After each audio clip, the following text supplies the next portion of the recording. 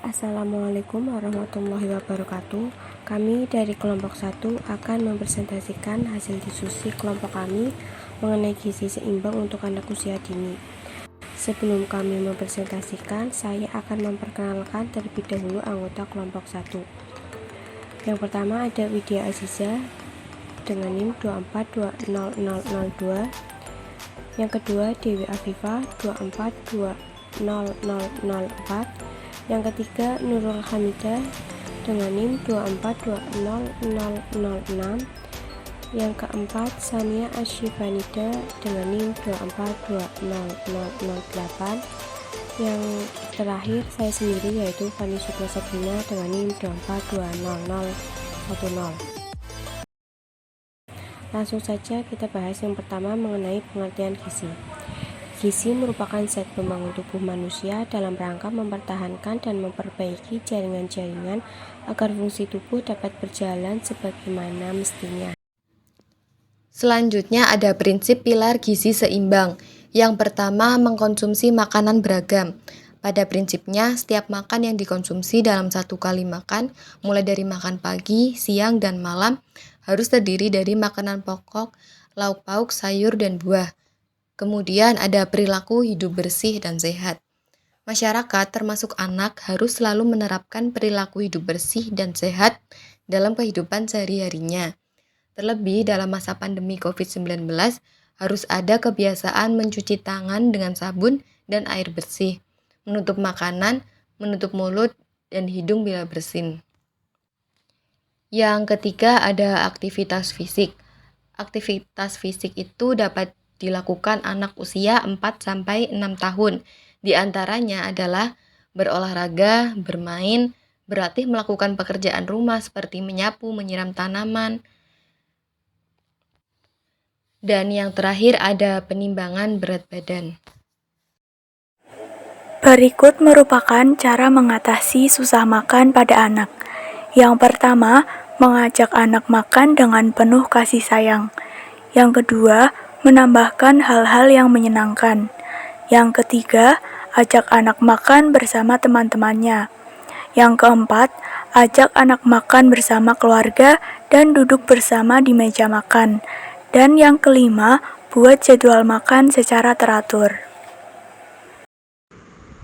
Gizi seimbangan anak usia dini, yaitu yang pertama, air susu ibu atau ASI eksklusif tanpa makanan lain dari usia 0-6 bulan. Yang kedua, makanan pokok yang mengandung karbohidrat. Yang ketiga, makanan yang tidak terlalu manis. Yang keempat, makanan yang tidak terlalu asin. Yang kelima, makanan yang kaya akan zat besi, protein, dan vitamin, terutama vitamin D. Yang terakhir, makanan yang mengandung kalsium. Oke, selanjutnya yang akan saya bahas adalah tentang pentingnya pemberian gizi pada anak usia dini. Yang pertama, karena gizi itu sangat berkaitan dengan kesehatan dan kualitas hidup. Maksudnya di sini, apabila gizi yang dikonsumsi seorang anak itu cukup dan seimbang gitu ya, maka kesehatan dan kualitas hidupnya akan terjamin baik, itu akan baik. Dan sebaliknya, bila gizi yang dikonsumsi kurang, itu akan mudah terserang penyakit, jadi kesehatannya kurang baik, kualitas hidupnya juga akan buruk gitu. Selanjutnya, yang kedua adalah karena gizi itu membantu mengoptimalkan fungsi tubuh. Seperti yang kita ketahui bersama bahwa dalam usia anak prasekolah atau anak usia dini, pertumbuhan dan perkembangan itu masih dalam masa emasnya gitu ya, masih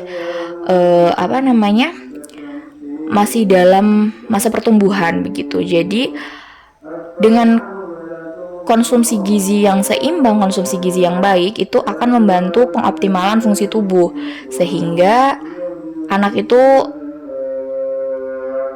bisa mengalami pertumbuhan dan perkembangan yang baik pula begitu. Terus yang ketiga itu, kenapa sih gizi itu penting? Karena dapat mencegah dan menangani penyakit.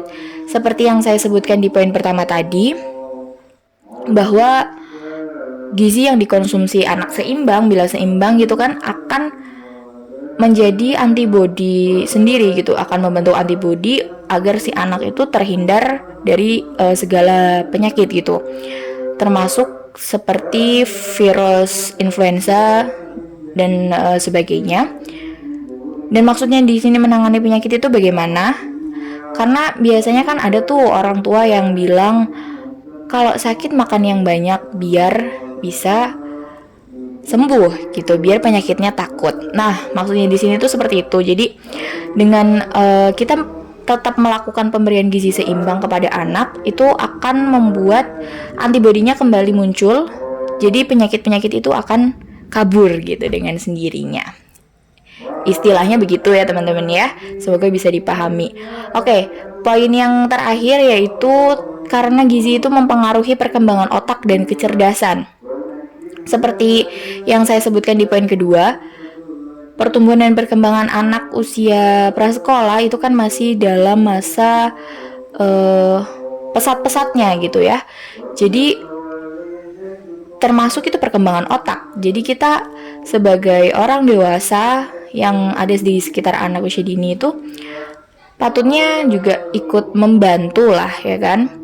Dan pemberian gizi seimbang ini sangat membantu perkembangan otak dan kecerdasan anak. Kemampuan kognitif anak itu bisa berkaitan dengan gizi yang anak konsumsi tadi. Seperti pada pertemuan sebelumnya itu disebutkan bahwa gizi seimbang itu akan berkaitan juga dengan kemampuan kognitif seorang anak. Oke, dari keempat poin tersebut bisa kita ketahui bersama bahwa sangat penting sekali pemberian gizi yang seimbang untuk anak usia dini. Maka ayo teman-teman semuanya, calon pendidik PAUD gitu ya, kita perhatikan bersama gitu ya, baik gizi makanan yang dikonsumsi anak itu sudah cukup atau belum, supaya anak bisa tumbuh dan berkembang secara optimal. Begitu saja presentasi dari kelompok 1. Mohon maaf apabila masih banyak kekurangan. Terima kasih yang sudah menyaksikan. Wabillahi taufiq wal hidayah. Wassalamualaikum warahmatullahi wabarakatuh.